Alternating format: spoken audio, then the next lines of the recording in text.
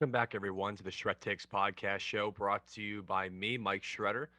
I hope you guys are doing well, and I appreciate you guys tuning back into the show. I'm really excited to talk about today's topic, which is basically I'm going to be breaking down the Sweet 16 as the games are going to be playing tonight and should be great ones, right? I think they're going to be good games. I think this Sweet 16 this year is really highly entertaining based on the fact that there's so many upsets and Cinderellas within the Sweet 16. And I think for people, it's important to understand that the March Madness is the best time of the year for I think sports generally. It's the most exciting. It has the most headlines and interesting stories. It really gets you in love with the idea of the underdog, and it really shows you exactly how preparation matters and consistency matters once you get to a big stage. So I'm gonna break down every game for you guys quickly and give you my winners, why I think certain teams are gonna win, and what I kind of see going on in that situation. So we're going to start with the games tonight, right? So the games tonight, just to kind of put into context for everyone, um, the games are Thursday and Friday, and it's going to be interesting. You got Villanova, and you have Michigan tonight. You got Gonzaga and Arkansas. You have Duke and Texas Tech, and I believe you also have Kansas and Providence. I think that's tomorrow. You have Houston and Arizona tonight, and then tomorrow is St. Peter's versus Purdue, Providence versus Kansas, North Carolina versus UCLA, and Iowa State versus Miami. So look, it's going to be really exciting, I think, right? But I want to break down the games tonight, and then I'm also going to break down the games quickly for tomorrow as well, and kind of talk a little bit about those. So to start with the games tonight, right? We got Houston, Arizona. We got Villanova,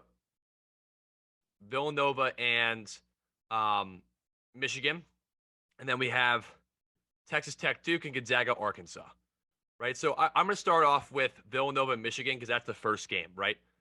This is an interesting situation, right? Michigan was a team that's 19-14 on the year. They didn't perform well in the Big Ten tournament.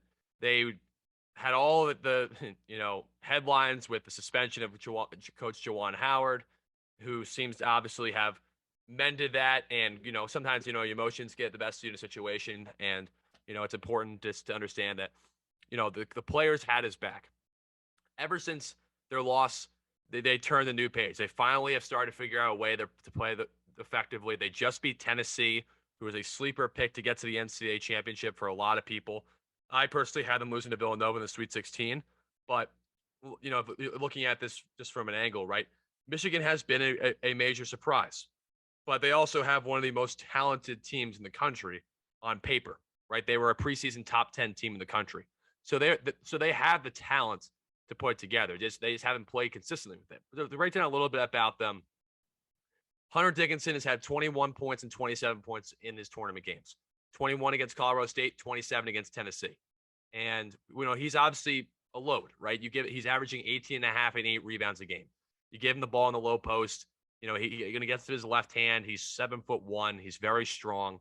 He's a load down there. It's very difficult to stop him from doing what he wants to do in the post. So he's a really difficult matchup down there. You got Muisa Diabate, who's capable of shooting threes and attacking the glass and posting up. He's 6'10". He's athletic. He can play in the open floor pretty well. Caleb Houston can shoot the three. 5-star recruit, very talented offensive player.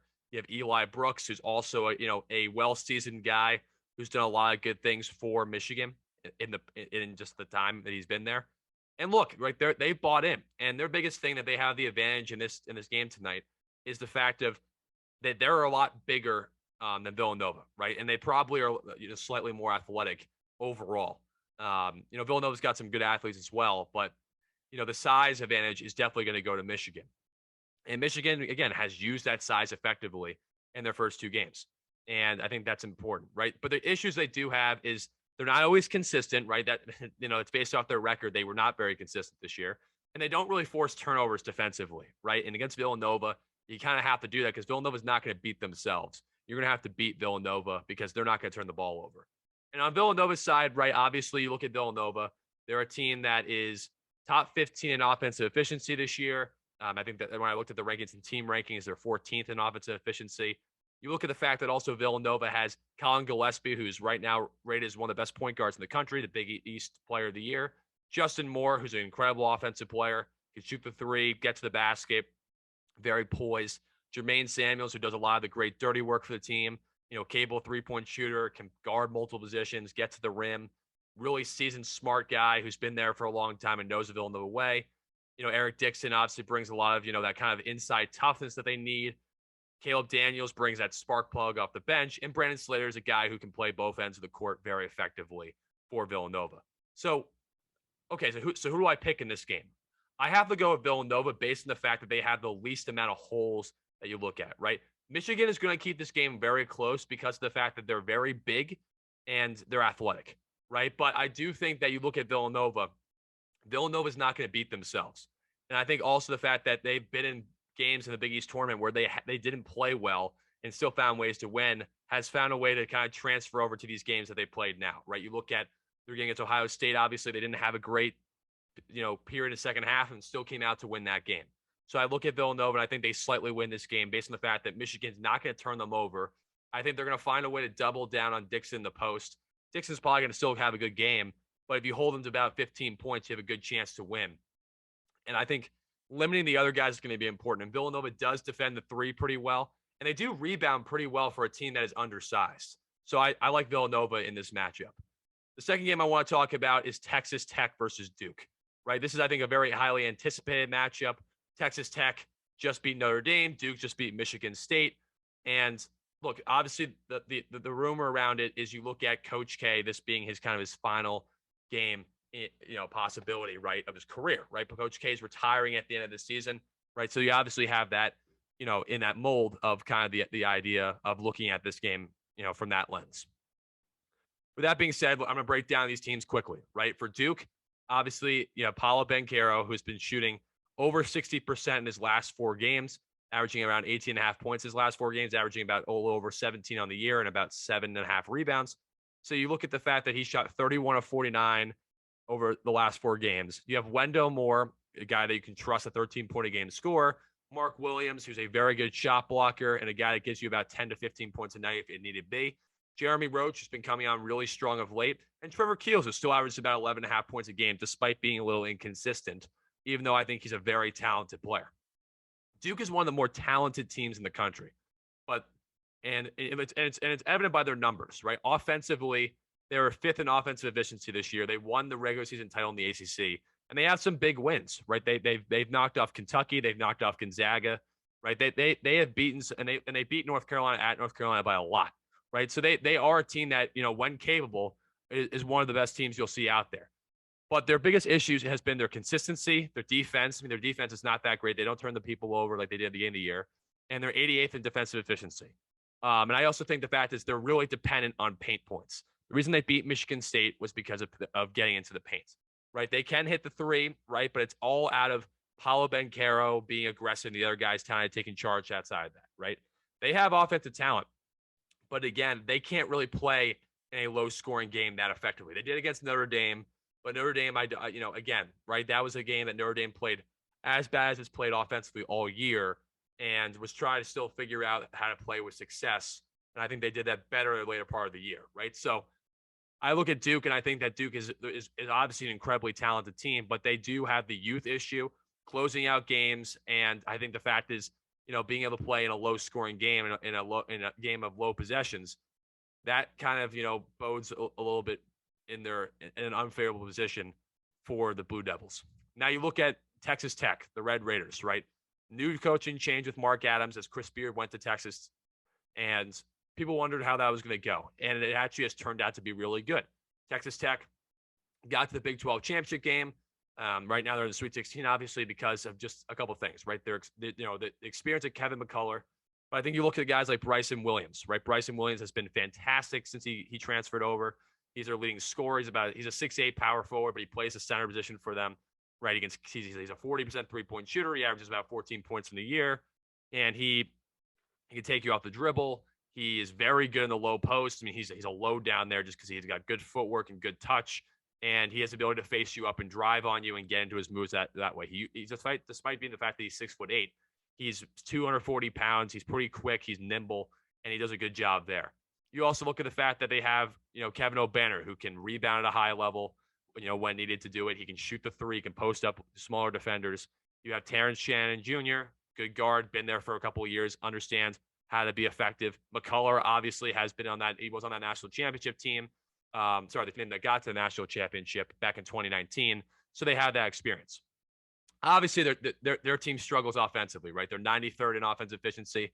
They don't score a lot of points to beat you, right? The game against Montana State was a bit of an aberration. Against Notre Dame, that was more like the Texas Tech that we're used to seeing. But the thing that's their best calling card is they keep you on one side of the floor, and they're second in defensive efficiency according to team rankings.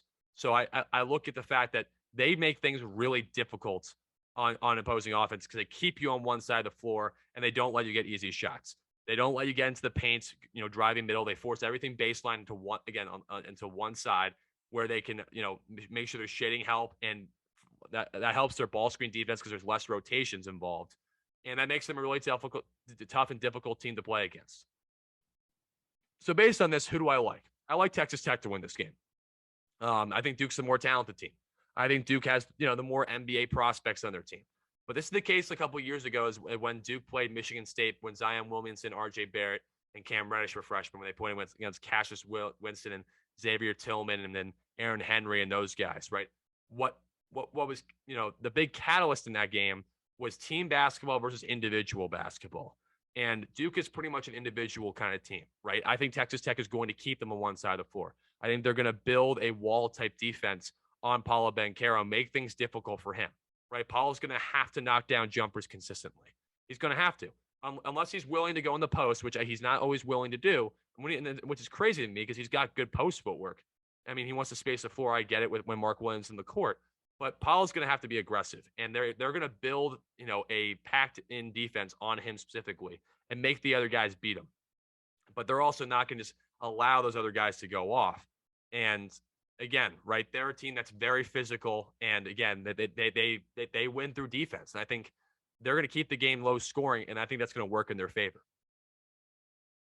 Now, I'm now looking at the fact that you're going to look at Arizona and Houston, right? Arizona and Houston is an intriguing matchup. I picked both these teams to be in the Sweet 16, and Arizona has looked very shaky, right? Barely beating TCU in overtime. TCU is a good team, but they're well coached by Jamie Dixon, but that's not really, boding well for me. But I want to start with the pros for Arizona. Obviously, they are a team that was really good all year. You have Benedict Mathurin and Christian Coloco to lead the charge. You have Tubelis, who's was great in the regular season, but has kind of faded off a little bit recently in terms of aggressiveness and in production. You have guys like P.O. Larson, you have Kirk Kirisa, you have Terry also, right? So you have good players, and Arizona is very big and very talented and very athletic. But their problem is, even though their numbers support good things, right? They're top 15 in both offensive and defensive efficiency. Their problem has been the fact that they've been a two-person team in the NCAA tournament. They've been very inconsistent in terms of their role playing, in terms of their defense too. Teams are scoring them very easily, and Houston's a team that's top 10 in both offensive and defensive efficiency. So, their pros obviously is their size, their talent, their athleticism, the ability to score and defend in multiple ways, and I think that is what makes them very talented. However, on the other side, we got Houston, who's fourth in defense, ninth in offense. I got, experienced players. You look at guys like Kyler Edwards and Jamal Sneed and Fabian White and Tazi Moore and Josh Carlton, who all average between 9.5 points and 14 points a game. So you have that on the offensive end. You have guys that buy into the fact that they're the number one offensive rebounding team in the country. And, they won the last 5 games they played by 15 points or more. Right. Obviously, both these teams won their conference tournament, and they're both really good teams. But I look at the fact in this game, I would pick Houston, and I thought Arizona was a national championship type team. Based on the way they've looked, Houston's going to beat them if they play like they have played, because Houston has the experience, Houston has the consistency, and Houston also can play in any type of game. Arizona, I think, can only really play in a track meet. I saw them against Tennessee this year. they struggle when teams are a little bit physical with them. When Koloko can't do whatever he wants in the post, and Tubelis can't do that, and then it puts a lot of pressure on guys like Mathurin to take over. And as you saw against Illinois, Houston will find a way to take away your number one option. So the other guys are going to have to beat you. And in case for Illinois, that didn't happen. I don't think Arizona's guys outside Koloko have been consistent enough to take that away, right? And Carleton did a good job on Kofi Coburn, who's statistically the best post scorer in the country, more skilled than Koloko is. You know, Koloko's a good, very, very good player. So I look at this and I think Houston's got the edge in this one. And then for the last game tonight, we got Gonzaga and Arkansas, which I think is going to go to the Zags. I'm going to break it down a little bit, right? Gonzaga's first in offensive efficiency. They're top 5 in defense. You look at the fact that they've had they have 5 guys in double figures, and Drew Timme, Andrew Nembhard, Chet Holmgren, Rasir Bolton, and Julius Strother, right? You look at the fact they won both games. They did look a little shaky against Memphis and against Georgia State, but they did get it done. Their pros is they have really good talent. They have good size. They can explode offensively at any time. They can also they can basically play at their pace throughout because they always play fast, and they can defend, right? They play better defense than they did a year ago, based on the fact that Chet Holmgren is one of the best shot blockers in the country. Their cons is that physical teams do give them problems. I mean, Memphis gave them a problem based on that. Athletic teams do give them a little bit of an issue, and the fact is, Chet Holmgren, despite the fact that he is a very good prospect, his lean frame sometimes hurts him in a sense of being, more imposing on the offensive end. So it puts a little more pressure on guys like Drew Timme to have to take over the game, right? So that's it. But for Arkansas, Arkansas is 106th in the offensive efficiency. They're not great offensively. I guess they're not consistent offensively. They're 24th in defensive efficiency. As you saw against New Mexico State, they can really guard and make things difficult for you. You look at the fact that they have 6 guys in their team who average more than 8 points, led by JT Note, who's one of the more explosive guards in the country. And, they're a team that really competed well in the SEC. They play great in transition. I think you look at the fact that also from my angle, they do struggle from 3. So making shots for them, they sometimes get a little stagnant, and it makes it hard for them to win. And I do think that they are a really effective team, though, overall. I mean, obviously, they're going to be a 4 seed if they weren't. So here's what I think.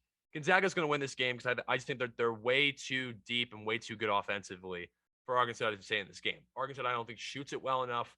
And I just don't think Arkansas is careful enough offensively and talented enough offensively to be able to stay in a game with Gonzaga, right? Memphis played really well. And I would argue that Arkansas does have more talent.